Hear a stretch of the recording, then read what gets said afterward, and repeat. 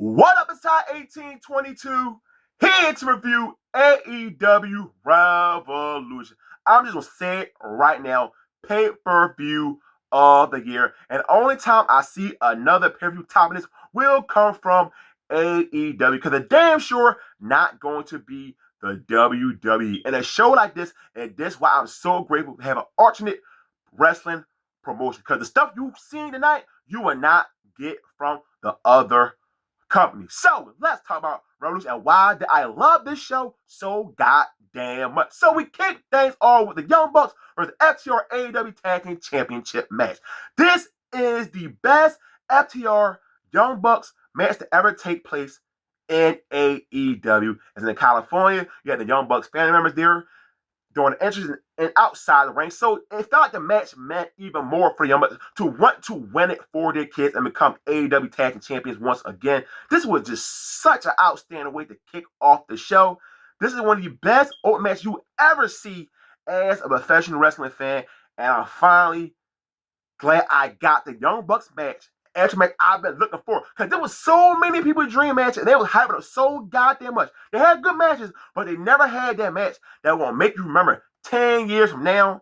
But this one is a one I will remember 10 years from now. And I'm gonna say I remember when I watched this match for the first time. But still, your AEW Tag Team Champions, FTR, and by no surprise, with the return of Adam Copeland and Christian Cage. The last time we seen these two, his wife, Beth Phoenix, got took out by FTR. And I'm really looking forward to the program between FTR, Adam Copeland, and Christian Cage. And it might be a three-way, because the Young Bucks were still in the ring while Christian Cage and Cope was holding FTR AEW Tag Team Championship belts.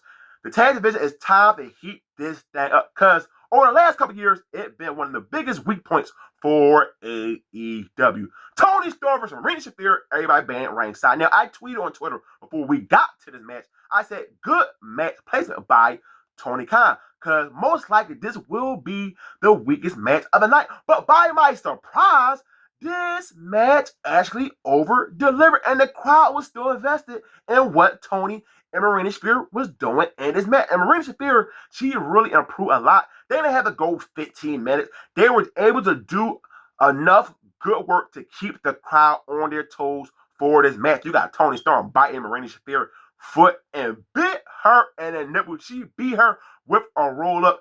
Tony Storm is insane, and I love her so much. It was no chance in hell of Marina Shafir winning this match.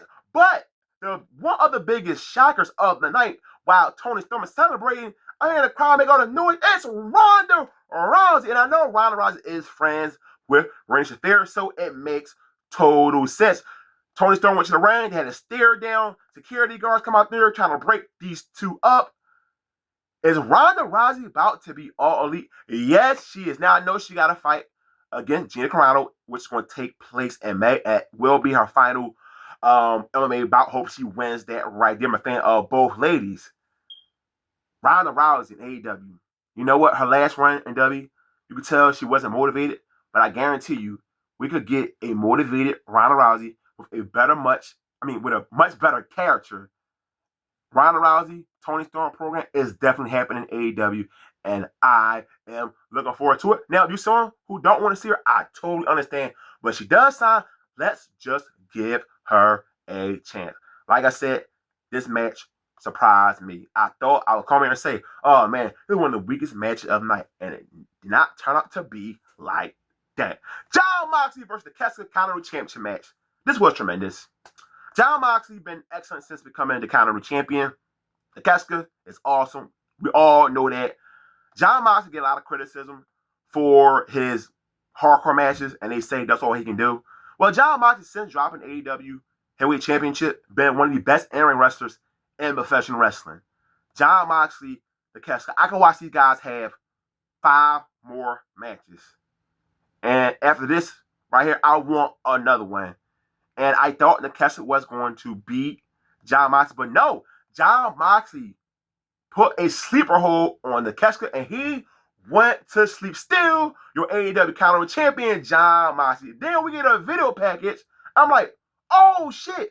This is the return of Will Ospreay, who attacked the Death Riders. And I said to myself, Jon Moxley been acting so much like a babyface, I forgot that the Death Riders, when Jon Moxley took out Will Ospreay during that lights out steel cage match. So now we're going to have a program between Jon Moxley and Will Ospreay. But how Jon Moxley character going to be in this program? Because like I said, he been coming more off like a babyface. So it's going to make this whole dynamic very weird with Jon Moxley. But who knows? Maybe he's going to come out there and tell Ospreay, I am sorry. And then we can finally get to the possibility of the Death Riders turning on Jon Moxley. And most likely that match will take place at AEW Dynasty. Willow Nightingale, Harley Cameron versus Lena Cross, Mega Man AEW Women Tag Team Championship match. Now, earlier on the pre-show, we had Lena Cross versus Willow Nightingale. Willow Nightingale retained her TBS Championship, but the post-match attack by Mega Man and Lena Cross made total sense for this match right here. Willow Nightingale was wounded. This match did not go above 10 minutes and did not need to do that. They did the correct thing with this outcome. We have brand new AEW Women Tag Team Champions, Lena Cross and Megan Bank. Now you have a story for the rematch. Instead of just, hey, we lost the belts, we get a rematch automatic. No, they can use the fact that she got attacked during the pre-show, which gave them upper hand in the tag team match. So next time they're facing them for the tag team championship belt, it will be Willow Nightingale.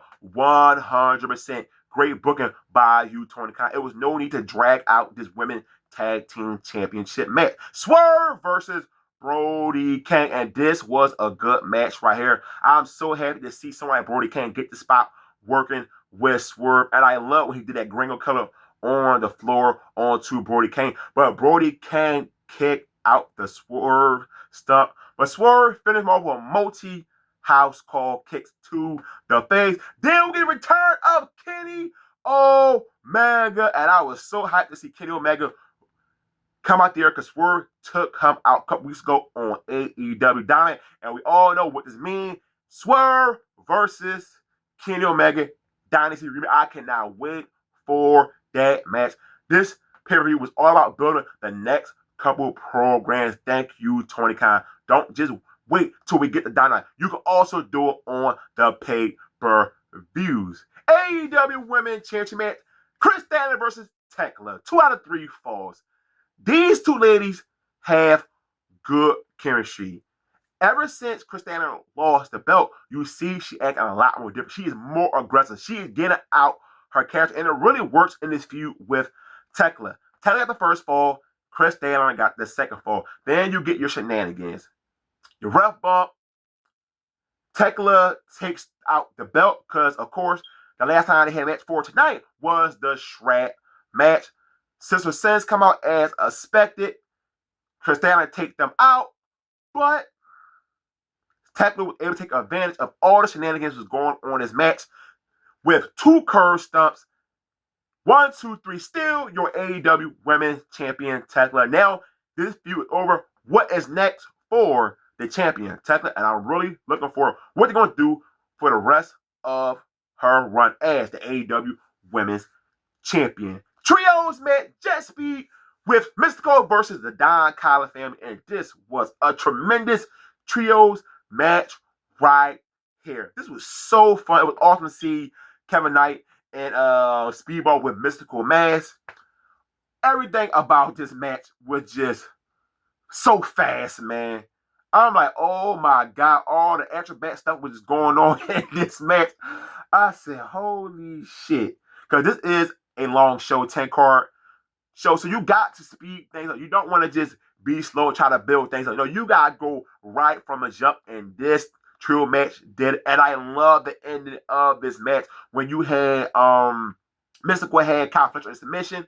And out of nowhere, you see Kevin Knight hit his UFO splash on Mark Davis. Your brand new AEW Trio Champions, Mystical and Jet Speed. I'm happy about this because Kyle Fletcher and Okada are champions. You'd rather see them be single champions than holding the trio championships. But then we get an all-elite graphic for Mystical. Congrats to Mystical. Now, I watched him W. I was not a fan of him, but he's much better since he left the WWE. I'm so happy to see Kevin Knight be a champion once again. But I did not actually expect them to lose the trio belts that fast. But hey, I am not complaining one bit. Bandito versus Andrade. This was a super fun match right here. And I love when Bandito had the pants like Andrade, and he took him off, the crowd pop, and they got stuck. He took advantage of a great heel move. But then he did the same thing. I love what Andrade been doing in AEW, being his ladies, man, with all the women ringside, thirsting him, giving his number, taking selfies with them. And Bandito did one of the most incredible moves I've ever seen in my life as a fan. He did like a GTS, and he kicked him in the back of the head. I'm like, how the hell he do that? That's crazy athleticism. But Andrade is your winner, and I'm really looking forward to see what they're going to do with Andrade for the rest of the year in 2026 and AEW. Now, I was like, okay, I'm ready for the main event. But then I forgot all about this match. The Dogs versus Roger Strong, Orange Cassidy, and Darby Allin. Now, yes, I'm like, okay, I'm ready to see the main event. But they actually did a good enough job for me to say, okay, I can wait. I'm not going to play and say, this is a match all over with. No, the match was actually solid. The babyface trio get the victory. And we continue with this feud with the Dogs and Darby Allin, Roger Strong, and Orange Cassidy. Now let's talk about the main event for the World Heavyweight Championship. Texas Deathmatch, MJF versus Adam Hangman Page. Holy shit, this was the match of the night. Of course, so much the same stuff went on the match. Okay, let me remember what went on. You had staple gun, ball wire table, broken glass, crazy table spots, barbed wire around MJF mouth.